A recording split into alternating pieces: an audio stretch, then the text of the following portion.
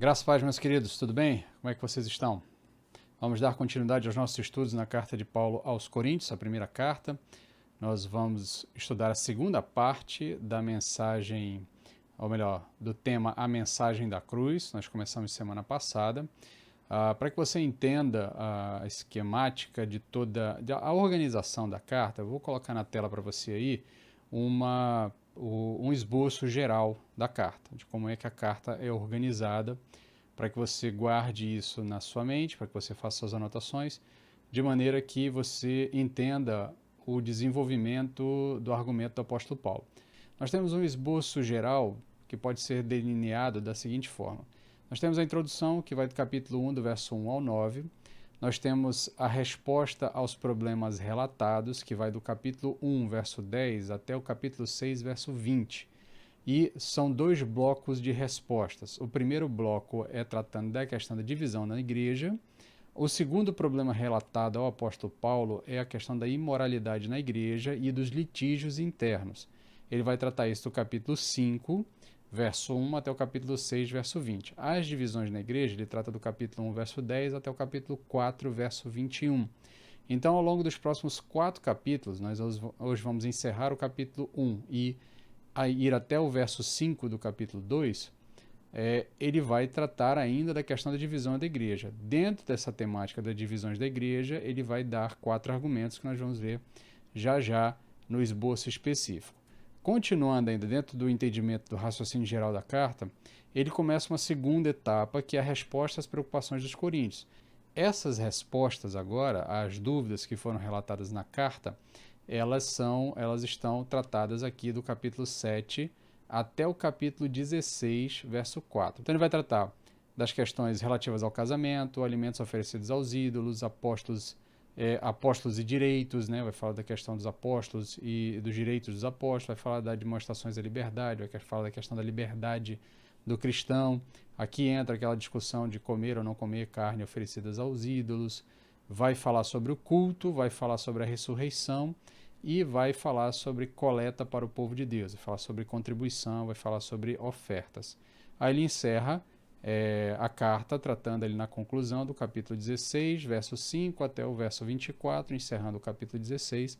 A gente pode também fazer uma organização específica, tá? Você também vai ver na sua tela aí. Então, dentro do esboço específico do tema que nós estamos estudando, o tema que nós estamos estudando é a resposta de Paulo aos problemas relatados. São 2 problemas, ou melhor, são 3 problemas, né? Um problema maior, que é tratado numa sequência de capítulos maior, e 2 problemas não menores em gravidade, mas menores em espaço de tratamento dentro da carta, que é a questão da imoralidade e a questão dos litígios entre os irmãos. Para responder ao problema das divisões, ele dá 4 respostas. Essas 4 respostas, ou melhor, 4 argumentos ele vai apresentar. Vai falar da questão das facções, ele vai falar da loucura da cruz, ele vai falar, os argumentos a loucura da cruz, a sabedoria do Espírito, cooperadores de Deus e servos de Cristo. Tá? Então são os 4 argumentos que ele vai trabalhar como respostas aos problemas das divisões na igreja. Então esse é o esboço para que você se organize. Anote aí nas suas anotações de estudo da carta, de maneira que fique mais fácil para você entender o que está acontecendo à medida que você for lendo o texto, certo? Então, vamos ao texto. Irmãos, observai o vosso chamado, não fostes chamados muitos sábios, segundo critérios humanos, a carne, nem muitos poderosos, nem muitos nobres. Pelo contrário, Deus escolheu as coisas absurdas do mundo para envergonhar os sábios e escolheu as coisas fracas do mundo para envergonhar os fortes. Ele escolheu as coisas insignificantes do mundo, as desprezadas e as que nada são, para reduzir a nada as que são, para que nenhum mortal, nenhuma carne se glorie na presença de Deus.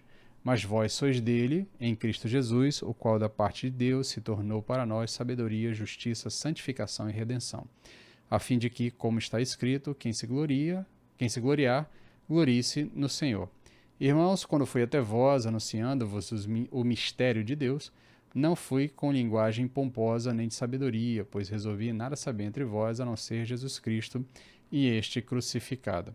Estive convosco em fraqueza, em temor e em grande tremor. Minha linguagem e pregação não consistiram em palavras persuasivas de sabedoria, mas em demonstração do poder do Espírito, para que a vossa fé não se apoiasse em sabedoria humana, mas no poder de Deus. Então, para que a gente possa também relembrar o que nós tratamos na última aula, apenas um resuminho rápido ali, mas basicamente o que ele está falando desde o começo desse bloco de estudo, que nós iniciamos semana passada, é que a lógica de Deus é contrária à lógica humana. Tá? Enquanto os homens vão entender que o que é valoroso é aquilo que é racional, aquilo que faz sentido, aquilo que tem um valor perceptível e aceitável pelas pessoas, tá? De maneira que faça sentido, para Deus, Deus escolheu um caminho que é contrário à natureza humana. Tá? Nós vamos falar disso, sobre a questão da natureza arrogante, da natureza humana, a natureza que acha que é, quando na verdade nada é diante de Deus. Essa é a escolha de Deus para tratar sobre a salvação. Deus escolhe um caminho que aparentemente para os homens é um caminho não valoroso, não valioso, mas para Deus era o caminho mais glorioso, é o caminho que de fato tem valor.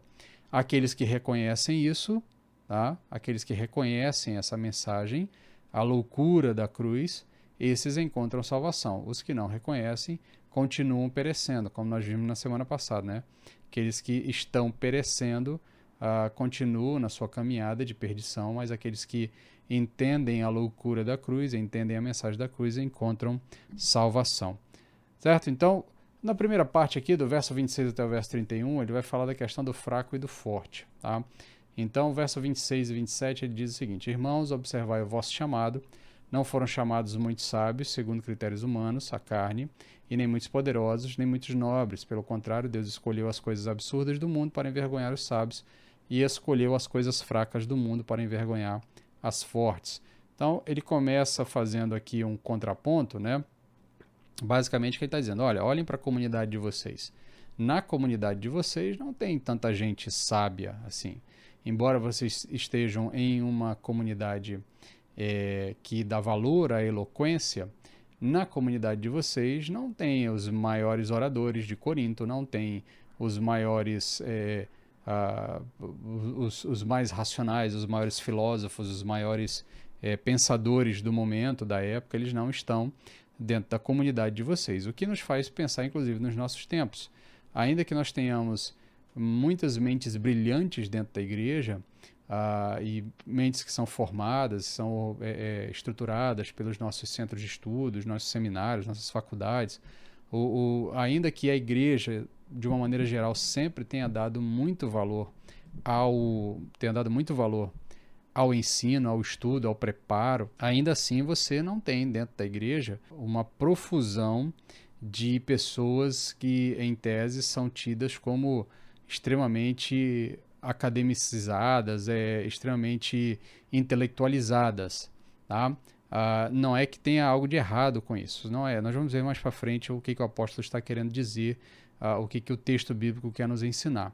Mas a realidade é que, na grande maioria das igrejas, nós temos pessoas com um nível de intelectualidade muito padronizado, muito simplificado. Tá? Os mais simples normalmente abraçam o evangelho com uma maior facilidade, com uma maior tranquilidade. Nós vamos ver mais para frente a razão disso acontecer, tá?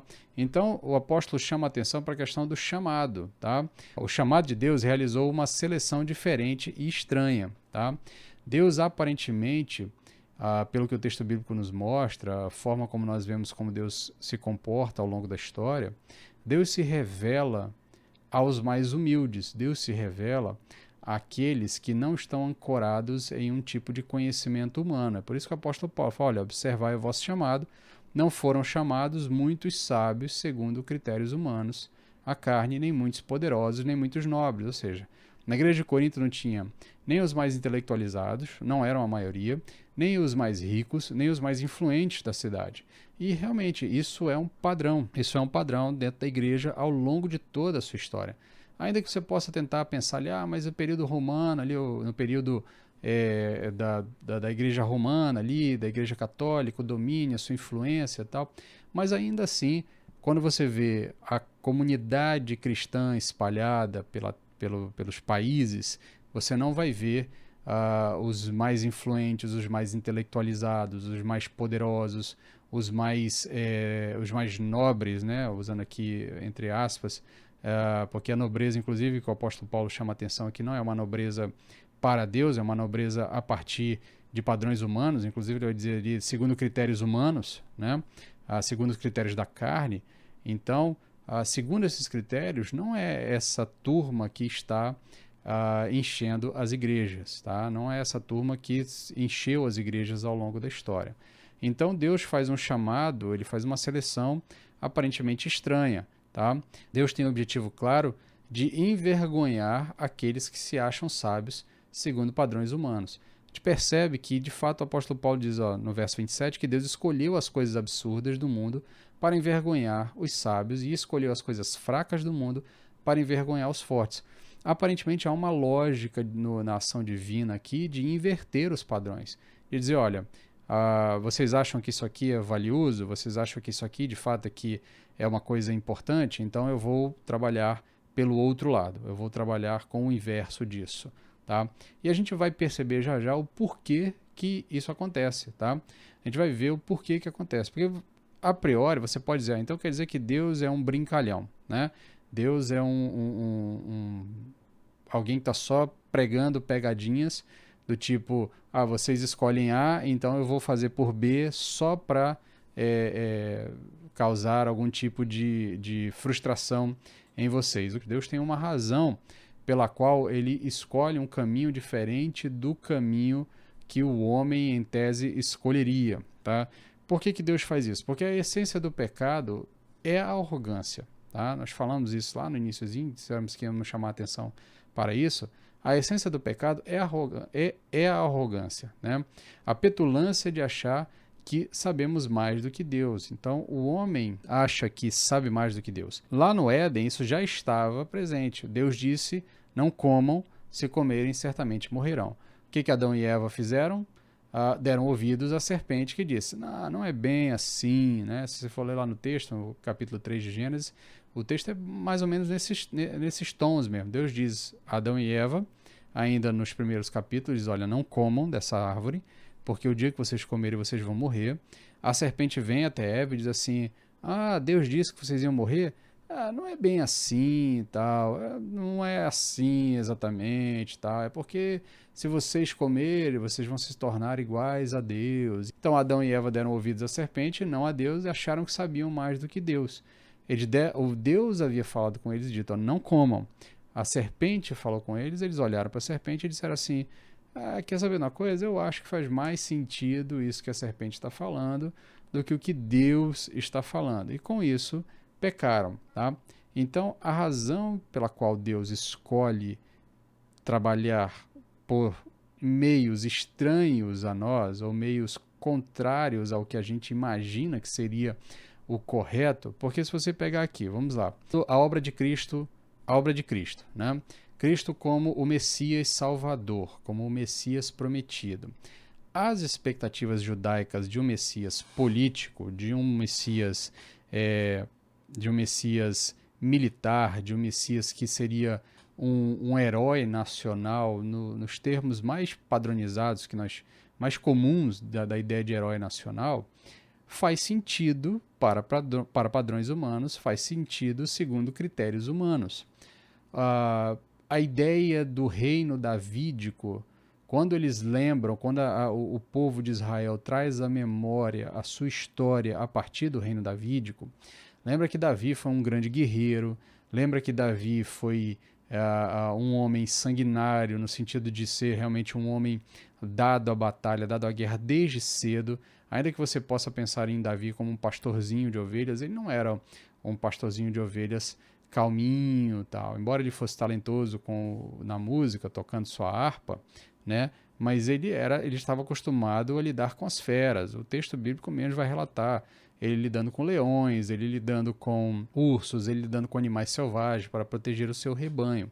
Depois, quando ele assume o reinado, que ele passa a se tornar um guerreiro, propriamente dito, nos termos mais comuns, né, dessa expressão, ele vai se tornar um mercenário, ele vai viver de vender os seus esforços militares para alguns reis por um período.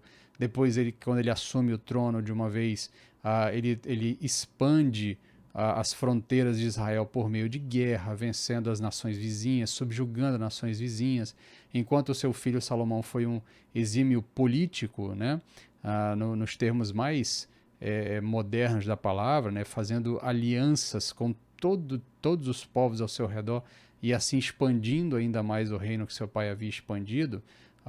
Davi expande por meio da guerra, Davi expande por meio da batalha. Não é à toa que Deus vai dizer que Davi era um homem com as mãos sujas de sangue, então ele não poderia construir o seu templo. Mas o fato aqui é que é essa imagem que está na mente do israelita, do judeu, quando ele pensa no Messias que é descendente de Davi, que é descendente desse reino davídico. Ele está esperando mesmo alguém que fosse montar uma guerrilha, fosse montar um exército, fosse expulsar os romanos, fosse dominar a região ao redor, retomasse todo o território antigo de Israel. Lembrando que o território da Palestina no tempo de Jesus já está bem resumido, bem reduzido em comparação ao que foi nos tempos áureos tanto de Davi quanto de Salomão. Lembra que depois o reino se reparte, há uma guerra civil, o reino do norte, o reino do sul, isso já fragmenta o território físico, né, da nação de Israel. Depois, com a queda do reino do norte, posteriormente com a queda do reino do sul, isso vai sendo diminuto, vai ficando reduzido mais ainda, a ponto de no período em que Jesus está vivendo, no período messiânico ali, né, no período do ministério de Cristo, a Palestina, como é chamada a região naquele momento, é uma região já bem menor, é uma área bem menor se comparado ao período dos tempos áureos de Israel. Então, o judeu está esperando esse Messias guerreiro, por quê? Porque para ele faz sentido que as coisas sejam assim. E nesse sentido, a gente olha para nós, muitas vezes tentando entender a ação de Deus, a gente não consegue entender o padrão de Deus agir no mundo, porque muitas vezes nós estamos querendo impor a Deus padrões humanos. Mas o Messias divino, ele não vem conquistar pela força, ele não vem conquistar pela guerra, ele não vem conquistar com derramamento de sangue alheio. Ele vem vencer com o derramamento do seu sangue.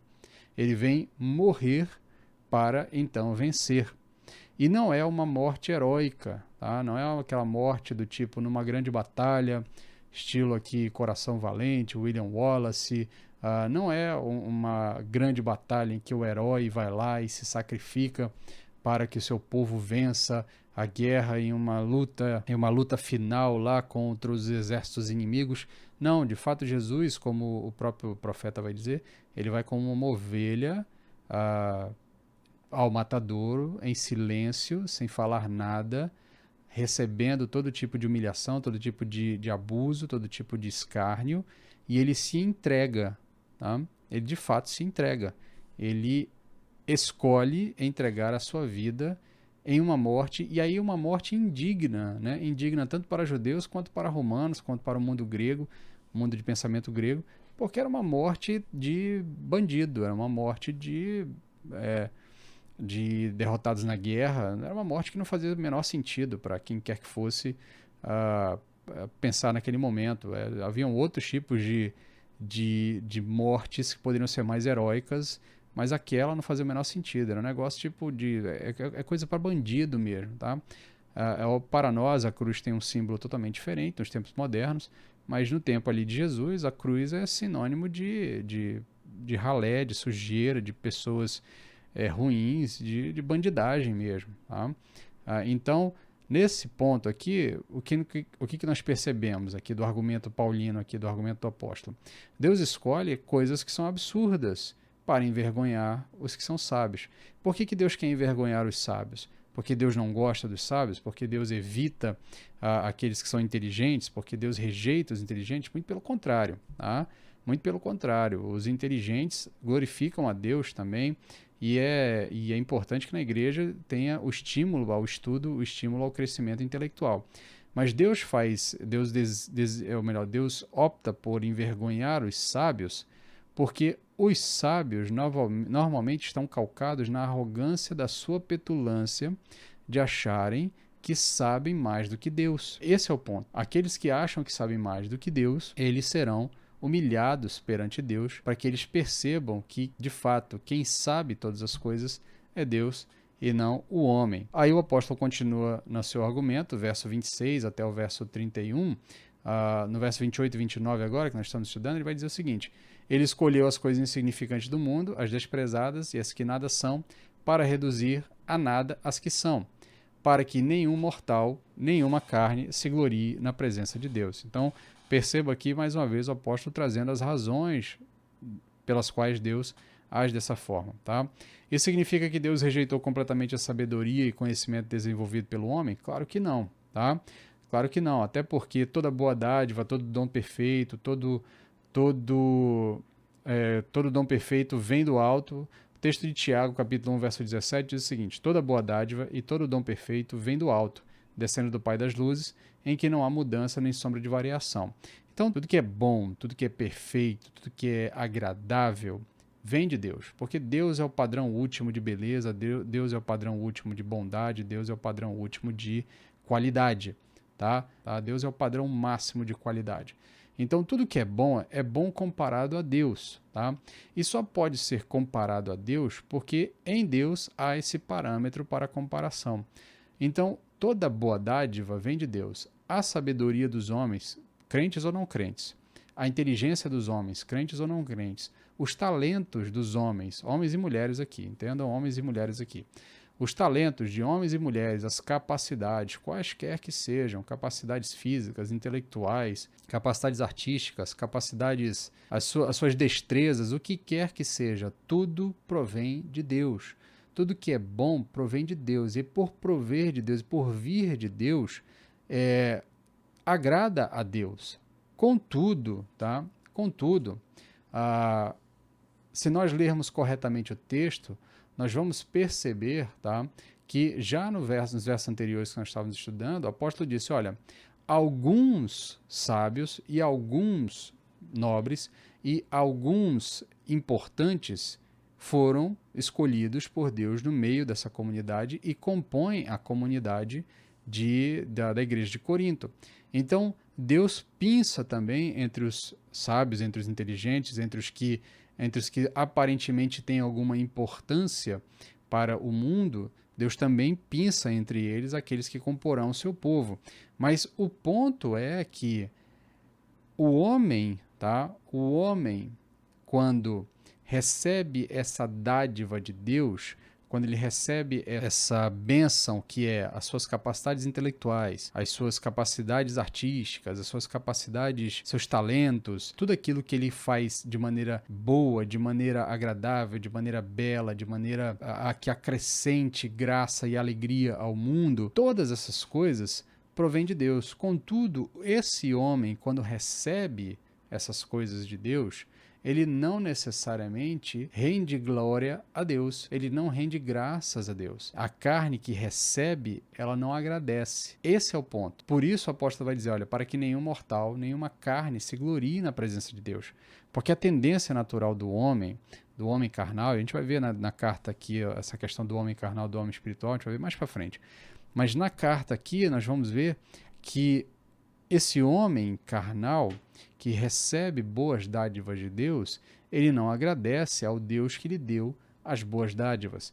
Por isso, a ingratidão aqui é não reconhecer que a sabedoria que temos, ou as capacidades intelectuais que temos, só temos porque Deus nos abençoou com elas. Só temos porque Deus nos deu isso. Então, exatamente porque a tendência do homem é não reconhecer que aquilo que ele tem de bom vem de Deus, é por conta disso que Deus trata de maneira inversa à lógica humana. É por isso que Deus escolhe aqueles que nada são para reduzir os que são a nada. Tá? Aqueles que nada são, aqueles que aparentemente não têm nenhum tipo de beleza diante do mundo, esses é que vão ser escolhidos por Deus para que, a partir deles, as grandes mudanças aconteçam na história das pessoas, tá? Porque a grande mudança na vida de alguém é o encontro com Cristo. Qualquer coisa é menor perto do encontro genuíno com Cristo, o encontro salvífico. Então, a grande transformação que ocorre na vida de uma pessoa é quando ela se encontra genuinamente com Deus, quando ela tem um encontro salvífico com Deus. Então, exatamente por conta dessa tendência humana é que Deus escolhe as coisas insignificantes do mundo, as desprezadas e as que nada são, para reduzir a nada as que são. Para quê? Para que nenhum mortal se glorie na presença de Deus. Aqui tem um ponto interessante que a gente passa meio batido. Às vezes a gente tem a sensação de achar que Deus, quando a gente fala assim, é para que Deus seja mais glorificado, como se Deus fosse um ser narcisista que precisa ser glorificado. Aqui não é uma questão de precisar, aqui é uma questão de não há outra coisa a fazer a não ser glorificar. Deixa-me tentar explicar de uma maneira mais didática. Quando você vê uma bela imagem, quando você vê uma bela pintura, um belo espetáculo, e aqui independe do que quer que seja. Se de repente você gosta de música clássica, quando você ouve uma bela música clássica, ou se você gosta de um ritmo mais popular, quando você ouve uma bela música em um ritmo mais popular. Quando você assiste um filme, quer você goste de um filme mais moderno, ou você gosta de um filme mais clássico, independente.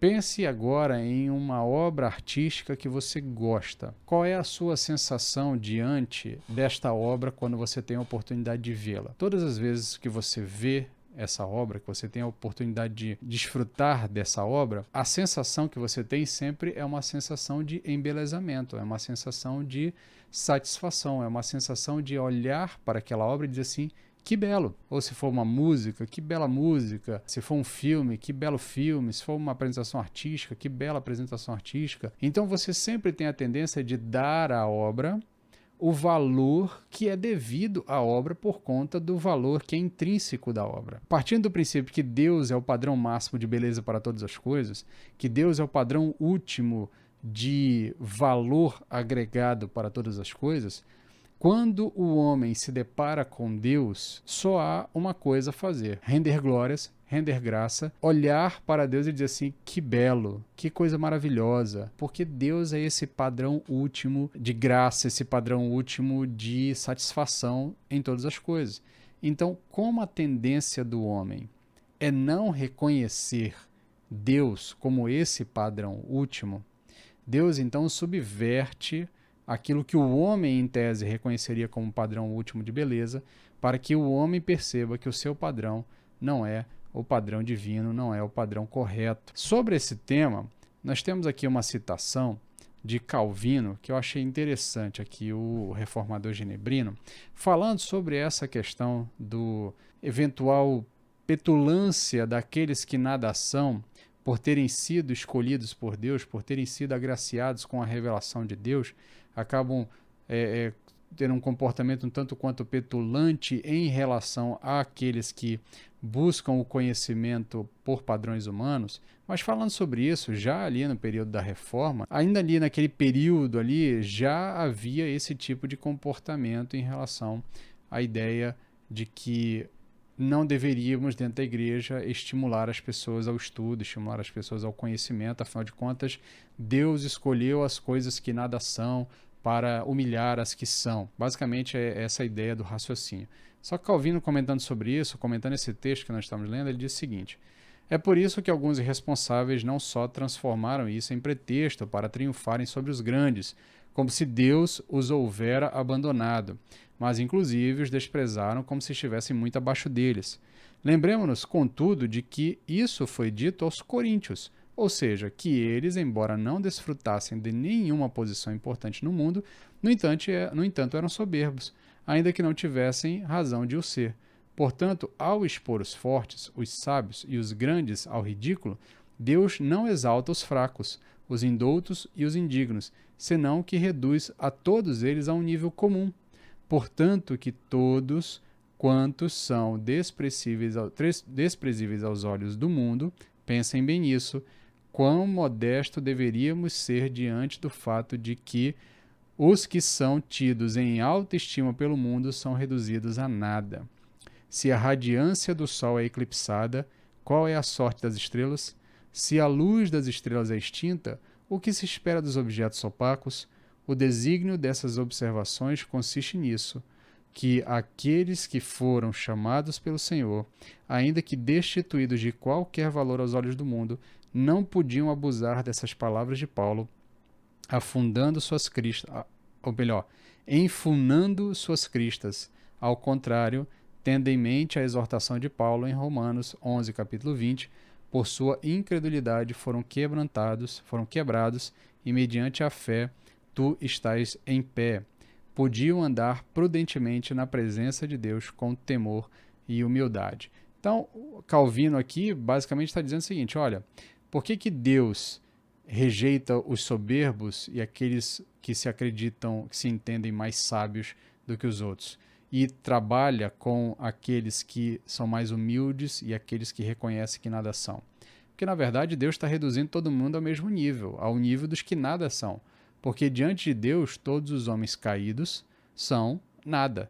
Diante de Deus, todos os homens caídos são imaturos, inconsequentes e não são dotados de verdadeira sabedoria, não têm condição de ter verdadeira sabedoria.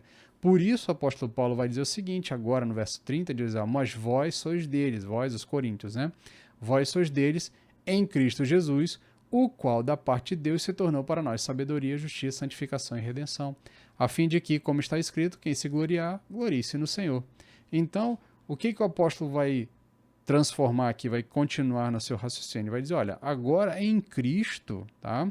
Os coríntios que não eram incrédulos, tá?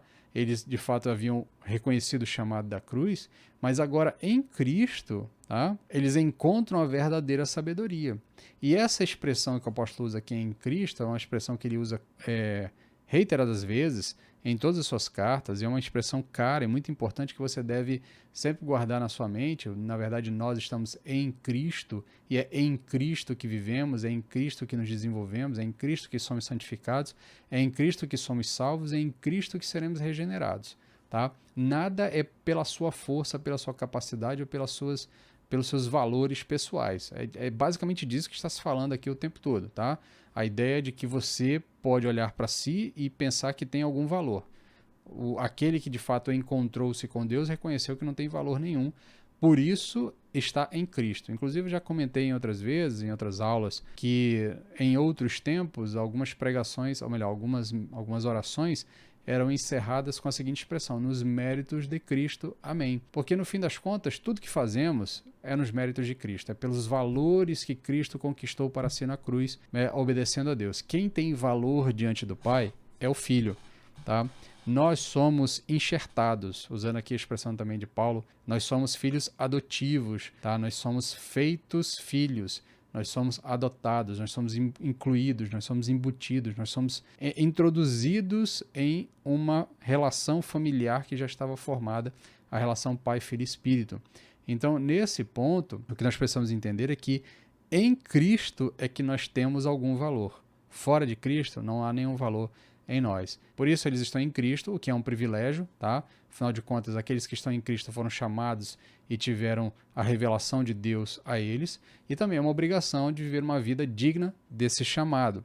Ele continua também dizendo que esses coríntios que agora estão em Cristo nada eram, mas agora em Cristo eles são alguma coisa. Em Cristo eles nada eram, ou melhor, fora de Cristo eles nada eram, mas agora em Cristo eles são propriedade de Deus. Eles são de Deus, eles são pertencentes a este corpo, eles são pertencentes a Deus, eles são agora parte do povo de Deus. Tá?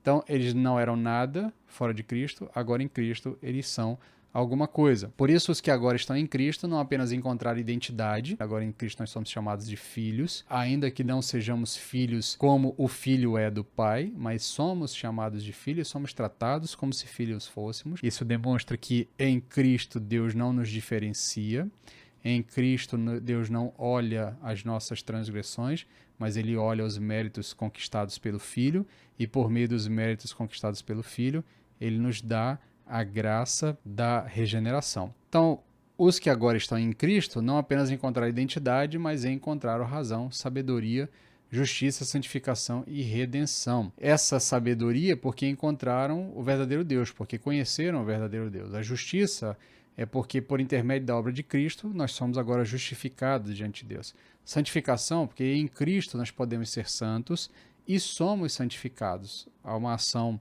objetiva e subjetiva aqui, né? Há uma ação passiva e uma ação ativa aqui, né? Somos santificados pela obra de Cristo e nós também buscamos a santificação, porque agora em Cristo nós temos a capacidade de dizer não ao pecado. Por fim, a redenção, revestido de Cristo, nós temos a redenção de nossos pecados.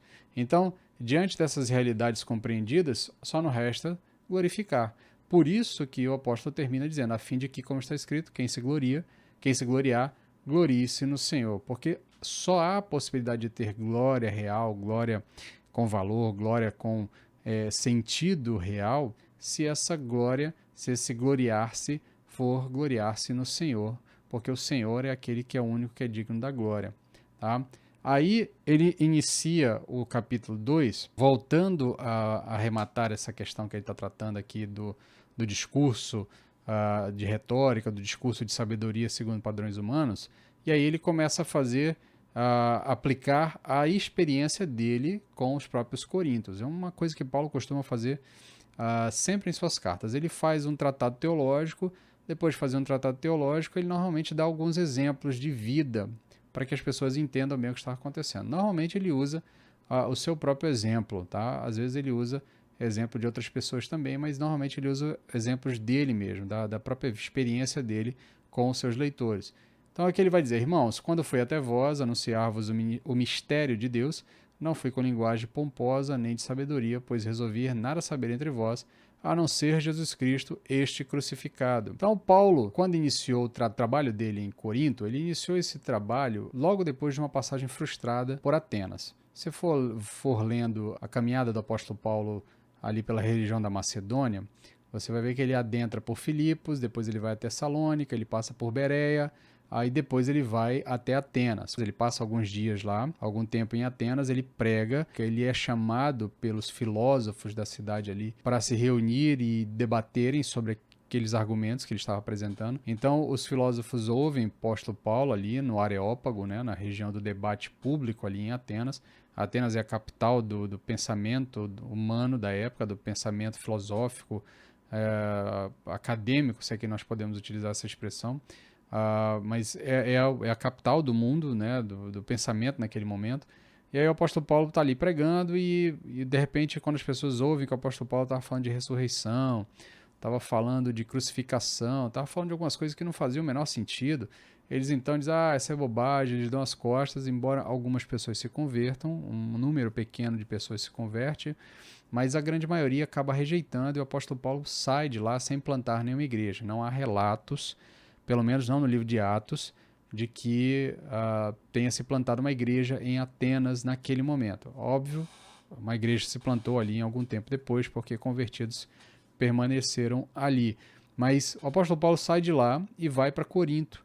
Tá? Então, ele já saiu de Atenas com essa experiência frustrante de falar a um público que dá valor a questões retóricas e a questões de lógica humana, e não ter a resposta natural que ele esperaria, porque pelas outras passagens que ele teve, por Filipos, por Tessalônica, por Bereia, houve uma boa resposta, ainda que uns tenham respondido melhor do que outros, mas houve boas respostas a ponto de igrejas serem plantadas nessas cidades, nessas regiões.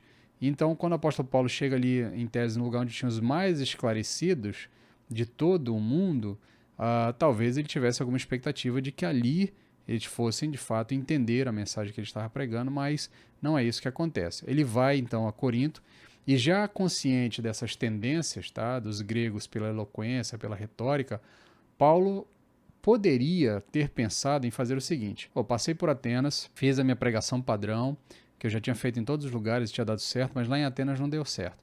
Não deu certo por quê? Porque os atenienses e os gregos em geral gostam muito de lógica, gostam de retórica. Quer saber? Vou reformular a minha pregação, vou fazer aqui uns sofismas, vou montar aqui uma pregação para atender esse público, a fim de converter esse público, para que eles entendam, a partir dos padrões deles, o que é a mensagem que eu estou pregando. Tá? Você pode até pensar que isso é uma estratégia inteligente, né? Mas preste atenção que não é isso que o apóstolo Paulo faz. Ele, embora sempre tenha uma estratégia para chegar em uma cidade, o apóstolo Paulo segue um padrão estratégico de plantação de igrejas por onde passa. Normalmente ele vai primeiro aos judeus, depois de ir aos judeus ele vai aos gentios, ele conhece a sua região, ele não faz as coisas atabalhoadamente, ele tem um padrão, ele tem um raciocínio lógico de como implantar uma igreja em uma determinada cidade onde ele está chegando. Ele segue um padrão, ele cria pontes para conversar com o seu público. Mas acontece que ele fez tudo isso em Atenas e ainda assim não deu certo. Entendeu? As pessoas não reconheceram a mensagem, não ouviram, não deram ouvidos, um grupo pequeno só que deu ouvidos, e ele sai de lá sem plantar nenhuma igreja. Ele podia ter pensado, bem, não deu certo em Atenas, então eu vou reformular para que em Corinto, porque os pensamentos os comportamentos são iguais, então para que em Corinto dê certo, eu vou reformular a mensagem. Mas não é isso que o apóstolo Paulo faz, ele mantém o padrão de pregação. Ele não adapta o evangelho para agradar o público, e esse aqui é o perigo. Tá? Esse é o perigo que deve ser evitado, é um perigo que não é evitado nos nossos dias. Muitas vezes, com medo da rejeição, nós adaptamos o evangelho a fim de que as pessoas não se sintam ofendidas pelo evangelho. Então a gente adapta a mensagem do evangelho para agradar o público, quando na verdade o evangelho é quem vai adaptar o público, à medida que o evangelho vai sendo introjetado na mente das pessoas e reformulando os padrões de vida das pessoas. Então o apóstolo Paulo não adapta ao evangelho. Por isso ele vai dizer, resolvi nada saber entre vós.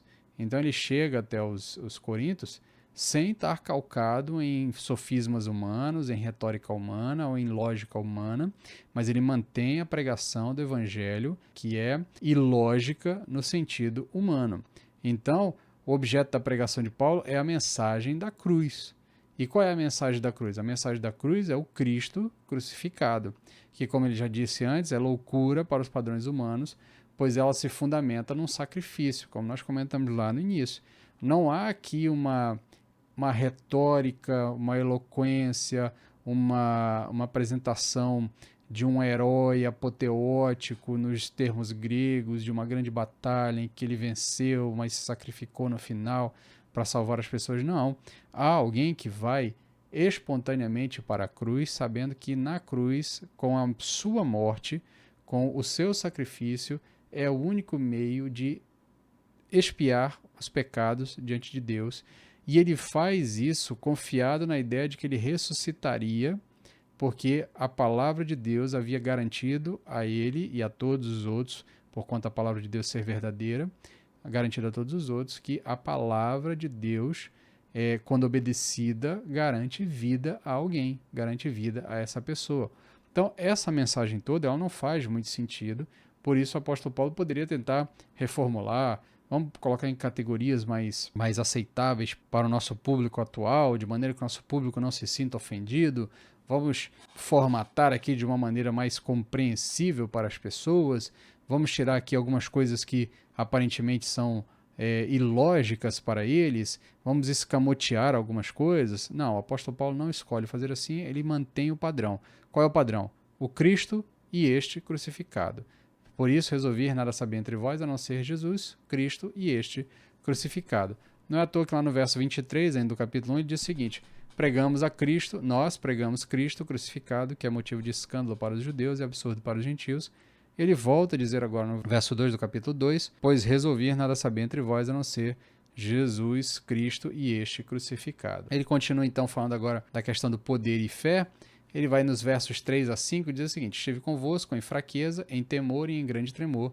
Minha linguagem e pregação não consistiram em palavras persuasivas de sabedoria, mas em demonstração do poder do Espírito, para que a vossa fé não se apoiasse em sabedoria humana, mas no poder de Deus. Então, novamente, a preocupação do apóstolo Paulo não é pregar algo que agrade ao seu público, tá? Ele não está tentando convencer, e aqui entenda convencer entre aspas, tá? Porque toda pregação é persuasiva, ela quer levar o seu ouvinte a ser convencido do seu estado de pecado, confiados na ação do Espírito Santo para fazer essa tarefa. Mas o fato é que o apóstolo Paulo ele não está preocupado em agradar aqui, ele não está preocupado em formatar sofismas para convencer o seu público. Ele está preocupado em anunciar o mistério que é a palavra da cruz. Lá no verso 1, ele diz o seguinte, né? Quando fui até vós anunciando-vos o mistério de Deus, tá? Então ele quer agora apresentar esse mistério, ele quer anunciar o mistério que é a palavra da cruz. Esse mistério aqui, ele tem a conotação exatamente de que a mensagem da cruz ela é ilógica, por isso ela está envolvida em um mistério, porque somente aqueles que recebem o toque do Espírito para que nós possamos entender essa mensagem, reconhecem e entendem esta mensagem. O mistério aqui nada tem a ver com um tipo de pensamento gnóstico, algum tipo de mensagem gnóstica. Aqui, quando o apóstolo Paulo fala de mistério, o que ele está falando é de categorias de coisas incompreensíveis mesmo. Nós vamos falar um pouquinho mais para frente sobre isso. Mas o ponto aqui é que ele está tratando é que, de fato, a mensagem da cruz é misteriosa, porque para uns ela faz efeito, mas para outros ela não faz efeito. Porque para uns ela é lógica, mas para outros ela é ilógica. Basta você pensar agora, use-se como exemplo. Você é convertido, você já teve uma experiência com Cristo, você fatalmente vai olhar e vai dizer assim, a mensagem da cruz faz todo sentido. Faz todo sentido. Eu consigo compreender tudo. Não é à toa que você canta hinos, como nós citamos na última aula. Foi na cruz, onde o dia eu vi meus pecados castigados em Jesus, né? Para você faz todo sentido. Agora, para outras pessoas, não faz o menor sentido. Então, existe um elemento de mistério aqui. Por isso que o apóstolo Paulo diz, olha, estive com vocês em fraqueza, em temor e em grande tremor. Por quê? Porque esse mistério, quando é anunciado, essa mensagem, quando é revelada, essa mensagem, quando é pregada, o nosso desejo, o desejo nosso, a nossa preocupação maior é que, de fato, Deus opere milagrosamente naqueles que estão ouvindo, para que aqueles que estão ouvindo possam, então, entender a mensagem. Por isso ele vai dizer, minha linguagem e pregação não consistiram em palavras persuasivas de sabedoria, mas em demonstração do poder do Espírito, para que a vossa fé não se apoiasse em sabedoria humana, mas na palavra, no poder de Deus. Então, a palavra da cruz só faz sentido quando há uma ação do poder do Espírito. Esse Espírito e esse poder pode efetuar o milagre da fé justamente num discurso bem simples, silencioso e desprezível. Então, esse poder que é apresentado no momento em que a palavra é pregada, é anunciada, o mistério da cruz é anunciado, esse poder pode transformar uma pregação simples, uma pregação simplória, tá? Em uma pregação que converte almas, que converte corações, que transforma vidas. Porque a fé salvífica ela não se apoia em racionalidade humana.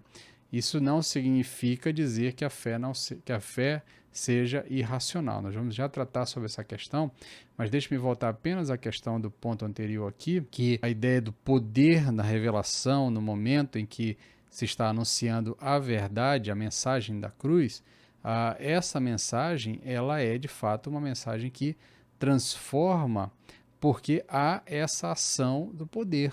Tá? Quantos e quantos pregadores simplórios no sentido de não usarem palavras eloquentes, não usarem discursos eloquentes, não terem uma grande formação, não terem mestrado, doutorado, pós-graduação, não terem uma biblioteca gigantesca, não terem toda uma bagagem de leitura, de histórico, mas quantos e quantos pregadores que estão calcados na mensagem do Evangelho e anunciando esta mensagem do Evangelho em simplicidade e em temor e tremor, conseguem, por meio da sua pregação, levar inúmeras e inúmeras pessoas à conversão, porque quem age nesse momento é o Espírito Santo de Deus, é o poder de Deus sendo revelado, é o poder do Espírito, como o próprio apóstolo Paulo falou no verso 4. Então, essa fé salvífica, ela não se apoia na racionalidade humana. Mas isso não significa dizer que essa fé seja irracional. A fé salvífica, ela não busca preencher lacunas. Esse aqui é o ponto, tá? Ela reconhece que há mistérios que não entendemos completamente, como o próprio apóstolo Paulo já usou a expressão anteriormente. E é uma expressão que ele volta e meia utiliza essa expressão, a ideia de mistério dentro do texto bíblico, porque há pontos no texto, ou há pontos na revelação que, de fato, nós não conseguimos cobrir por completo.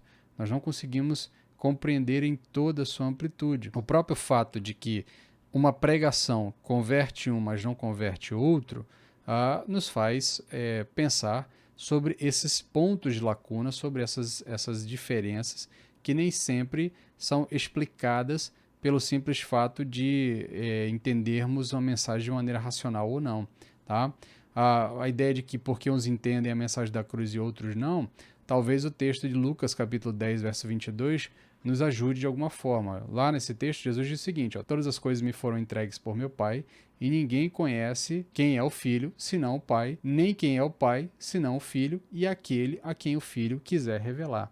Então, há aqui um elemento de que nem todos conseguem conhecer a Deus pelos seus próprios esforços, e há a necessidade de que Deus se revele, ou melhor, que o Filho revele o Pai, que o Filho apresente o Pai, de maneira que você só poderá conhecer a Deus se o Filho lhe apresentar o Pai, se o Filho lhe fizer conhecer a Deus.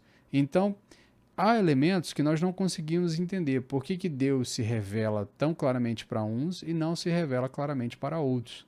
Esses elementos, essas lacunas que a gente não consegue explicar, nós as aceitamos, nós as respeitamos, porque o texto bíblico nos diz que as coisas funcionam assim a partir da perspectiva de Deus, da vontade de Deus. Deus é livre, nós não. Então, nesse sentido, nós não tentamos preencher lacunas, nós não tentamos explicar todas as coisas, ainda que a fé não seja algo irracional. A fé, ela é racional, tá?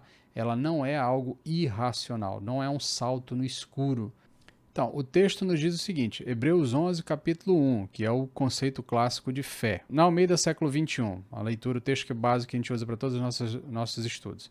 A fé é a garantia que se espera e a prova do que não se vê. Na NVT, né, na nova versão transformadora, a fé mostra a realidade daquilo que esperamos, ela nos dá convicção de coisas que não vemos.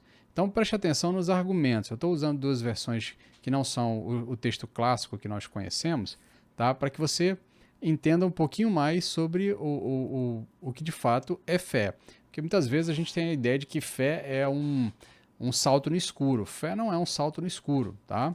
A fé é garantia. Ninguém tem garantia em algo que não se vê, tá? Você foi ao banco, pediu um empréstimo, o banco pede um garantidor, ele pede um fiador, ele pede uma garantia ou um objeto que você precisa dizer o que é uma casa, é um carro, é um imóvel, é alguma coisa, então, ou então é uma pessoa, ó, essa pessoa é o meu garantidor, essa pessoa é a minha garantia. Você vai, de repente, penhorar alguma coisa para pegar um dinheiro, o penhor que você está dando, o objeto que você está dando, aquilo é a garantia de que se você não pagar o dinheiro que você pegou emprestado, aquele que lhe deu o dinheiro vai poder ser ressarcido por meio do que você deixou penhorado lá. Então a fé é uma garantia. Tá? No texto da NVT diz que a fé ela mostra a realidade daquilo que esperamos, ou seja, a fé nos faz ver a realidade. Então não dá para dizer que fé é um salto no escuro, como se eu não soubesse o que estivesse fazendo, quando na verdade a fé ela me mostra a realidade, a fé é uma garantia do que se espera e ela também é uma prova do que não se vê. Então, presta atenção, eu não vejo, mas eu tenho provas. Se eu tenho provas, eu não posso chamar isso de salto no escuro. Quando nós não conseguimos entender todas as coisas, não é uma questão de apelar para preencher lacunas. Nós entendemos, nós cremos que Deus sabe mais do que nós, que Deus sabe o que é melhor para nós. E ainda que Ele não tenha explicado todas as coisas, Ele sabe o que é melhor. E se dessa forma que Ele está trabalhando, dessa forma é melhor. Caminhando para o fim, vamos fazer aqui algumas aplicações finais para que a gente possa tirar algumas lições de todo esse bloco que nós estudamos sobre a questão da mensagem da cruz. Primeira coisa que eu quero que você entenda, a gente já falou várias vezes ao longo desses últimos dois estudos, é que o evangelho sempre será ofensivo. Tá? Evangelho sempre será ofensivo. Evangelho não é água com açúcar, evangelho não é docinho, evangelho não é uma mensagem que aquece o seu coração. É uma mensagem que transforma o seu coração, mas para que seu coração seja transformado e posteriormente aquecido pela fé, você precisa ser desnudado no sentido de compreender quem você é. E nesse processo, você fatalmente será humilhado, porque você vai perceber a sua incapacidade de resolver o problema maior da sua vida, que é a solução para a sua situação de pecado. Então, o evangelho é ofensivo. O evangelho vai dizer para nós que nós nada podemos fazer para resolver o nosso problema. Não adianta nós termos todo o estudo, a capacidade intelectual, o raciocínio lógico, o que quer que seja, nada disso vai mudar o fato de que sem Cristo nós estamos condenados ao pecado, estamos condenados à morte, condenados à destruição eterna. Então nós precisamos depender da obra de outro. Por isso é ofensivo. O homem é naturalmente um ser independente por conta do pecado. O pecado é um grito de independência contra Deus, quando na verdade a única solução para nós é sermos totalmente dependentes de Deus.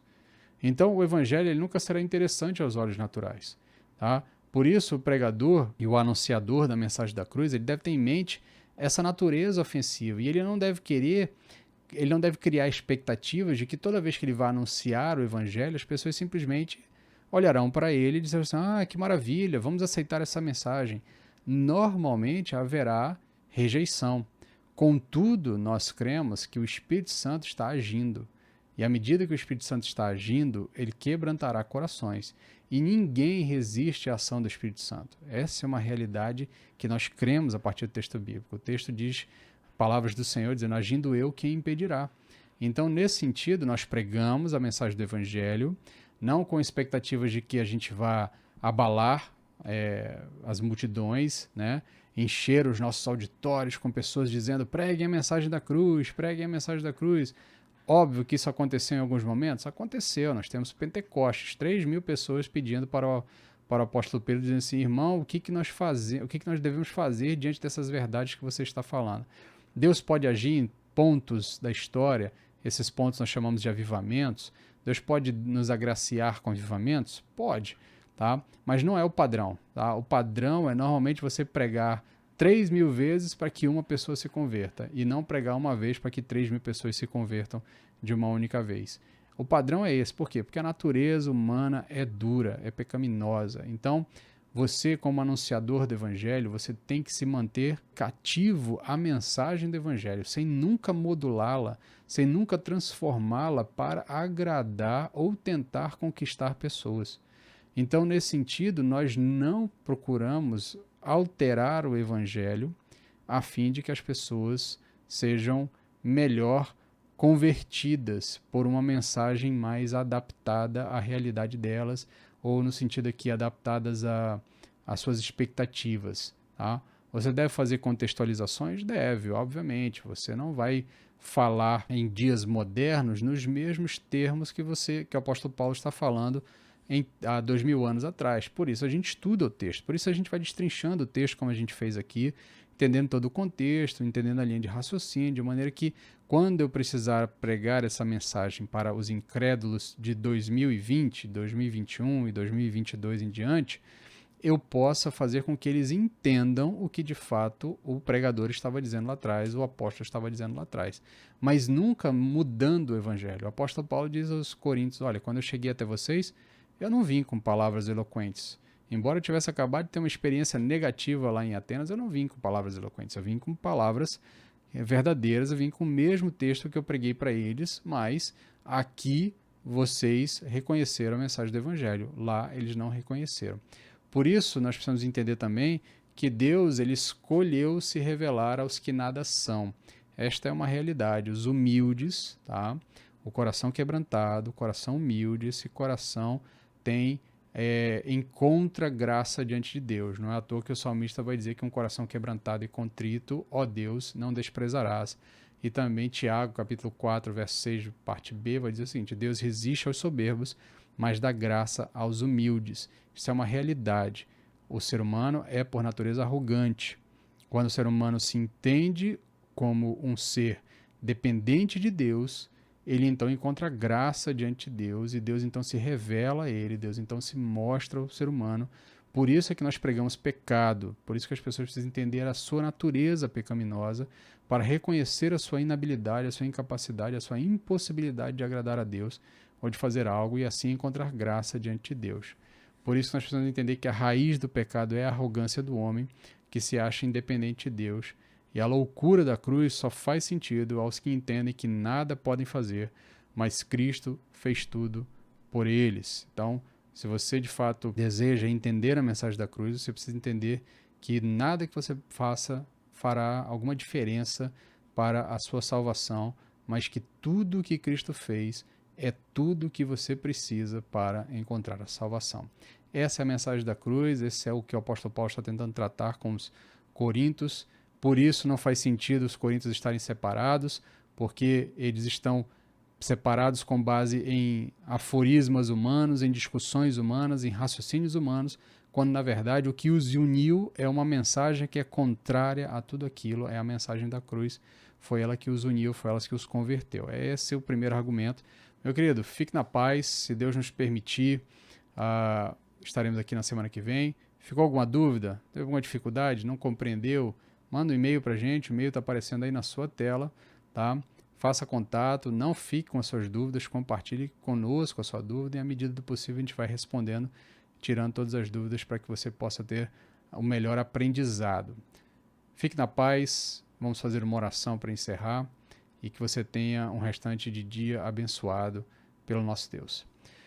Senhor, ajuda-nos nas nossas dificuldades, nas nossas limitações, Pai. Ajuda-nos a entender a mensagem da cruz, o que ela significa. Ajuda-nos a entender a loucura da mensagem do Evangelho e a pregar essa mensagem como ela deve ser pregada. Converte os corações que precisam ser convertidos, transforma as mentes que precisam ser transformadas. Guarda-nos, é o que te pedimos em nome de Jesus. Amém. Amém. Até mais, meu querido.